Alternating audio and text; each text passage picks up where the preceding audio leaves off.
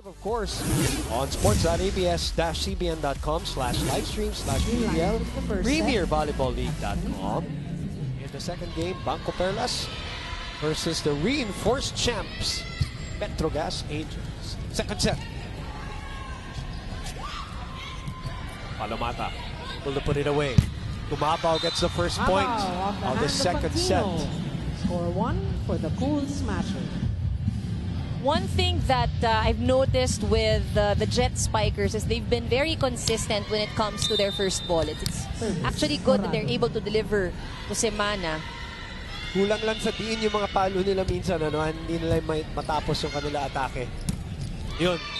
A little strength, a little strong. No, I remember during her first time here in our PVL, and how she was saying she was so excited to go up against Alyssa Valdez. Denied by Palomata. No, on the first time, a couple of years after. For the upcoming games. Back to you, Boom and Ann. And so far, she is looking good. Thank you, Therese. Speaking of Iloilo, if I'm not mistaken, PVL's going back there soon enough. Rio. Like in that case, hindi nila may tapos. Sabas babawi. Good reaction there by Sato. Inihatid yung bola kay Galanza from Valdez, and Gemma scores again. Creamline on top. Gemma very efficient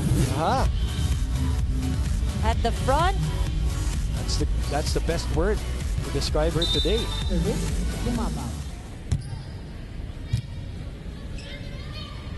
Back set. Caballero gets the score on Gemma. The hand of Galanza. Tied at 5. And you're right, Boom. Ano? It's the force on the attack. Although they are able to score, talagang dinadaan sa talino, dinadaan sa gulang para makakuha ng puntos. Serving 5.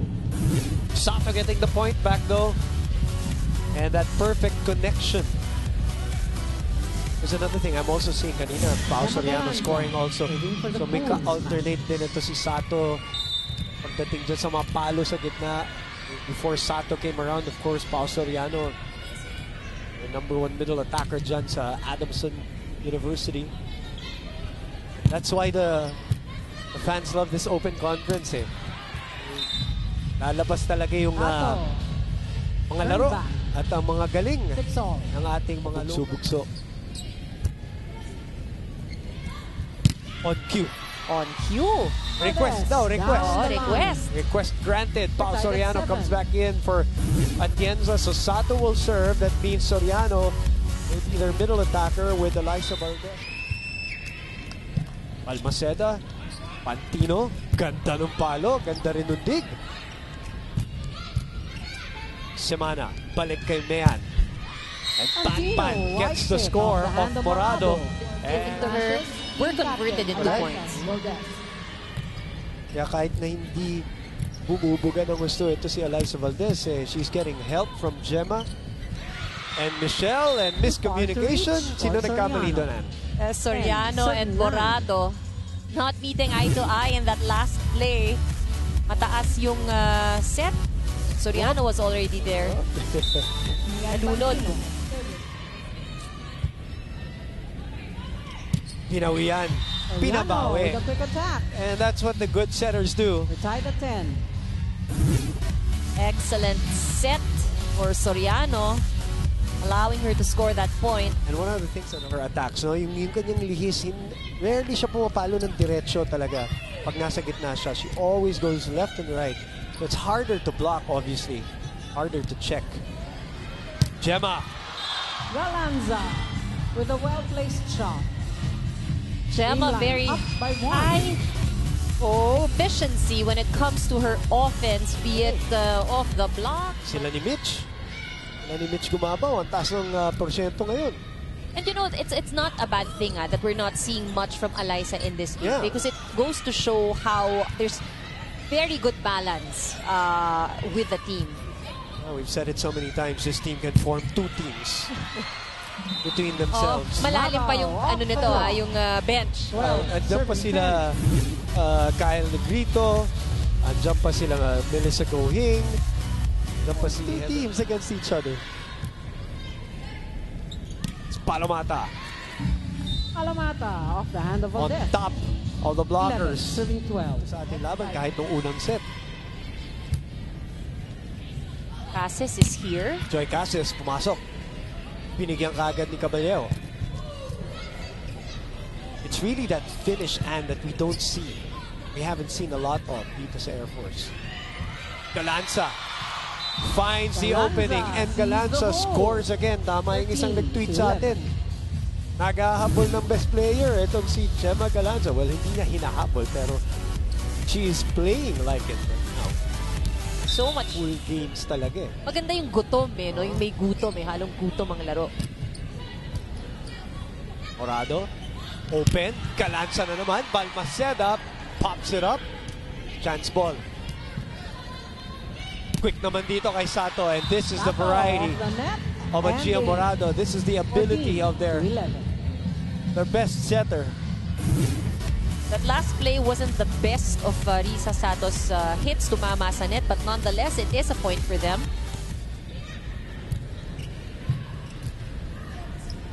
Chance ball dito sa Creamline.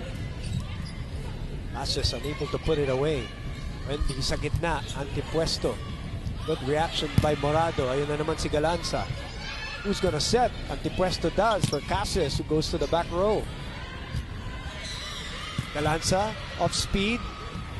Semana, back set. Caballero. Long rally here, and Sato miscalculated. She's probably... The fans still having a little bit of a laugh. Galanza serving for the What Santos. happened? Yeah. She's still laughing at herself. But you know, these things, it really happen so fast when you're inside the court. Nabigla rin si Risa. Cases. Gia. Elisa. Caballero is there. Cases goes cross court. Ano ba sabi natin? The next right couple on of the line. sequences we will see. So may Sato, abangan yan Galanza. bago sa ating second game. At yan po ay sa Victoria Sports Club. In the meantime, back to action here. 4-point lead for the Creamline Cool Smashers. Casses off the hand of Galanza. Cassis possible because maraming sets na nakukuha si Gemma, but again, I would think she would be in the Martino 50s. off the It hand. sure looks Upside. like it, but 14, regardless, she is 17. still. Gia will serve. Serving Another for 4-point Creamline, lead Julia Morado. para sa Creamline Cool Smashers in the opening game of our Open Conference.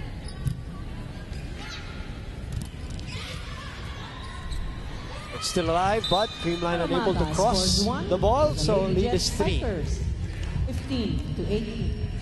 You see in the game, Hannah, Cabalsa. you know, the smarter players and the players who can stay in the air also. yes, that's the thing I was gonna say. The players who can do it are those that have very good hang time. Oo eh. Kita niyang patakbo eh. Finally, Palomata on the second Scores touch. again.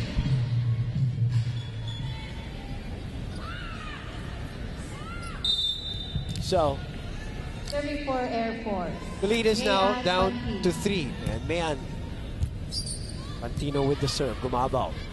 Pops it up. So, a chance ball para sa ating Air Force. Piston play. Doesn't get a point.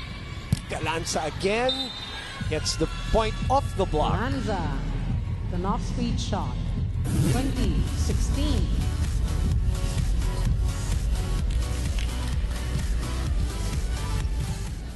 The Air Force has to make their move here.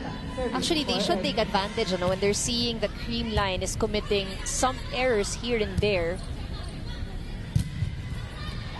Its lead is down to 2. Ball is out. Yeah, they have to make it here. 18. This is around the point where they made their move in the first set also. They just need to act quickly on it and take advantage. Pinabawi si With Michelle. the block. Gumabaw. At bawing-bawi 21, because that was a 18. clean shot from Gumabaw. Substitution. And Coach Creamline. Tai will send in Kyle Negrito 7 to out, serve. 1. Negrito in. 12 out. Pero dito sa serve ni Kyle, Oh, what a serve. bigyan ng challenge. At pinalikan niya si Maquinto ulit. Negrito. Back set. Phil. Negrito. Open.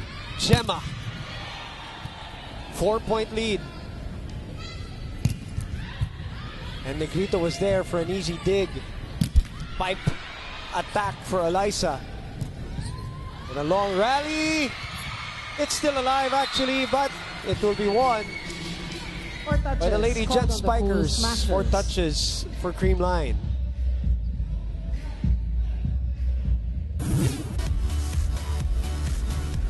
Cassis was the one giving credit for that point. To end in a call reversed. Maquinto, Cassis, Atienza, Negrito. A great approach by Eliza Valdez. Puts the Cool Smashers has not been at set point advantage. Needed to carry the load today for the Creamline Cool Smashers. But we know at the end, we will always try to depend. Troy Cassis, 20, serving 24. And it is Sato who ends the set finishes for the Cool Smashers. the business 25 here to in the 20. second set, courtesy of the perfect set of Kyle Negrito, Coach Tai Pundit, and the rest of the Creamline Cool Smashers, the defending champions. Lamang ng 2 set sa ating pagbubukas ng inyong PVL Open Conference.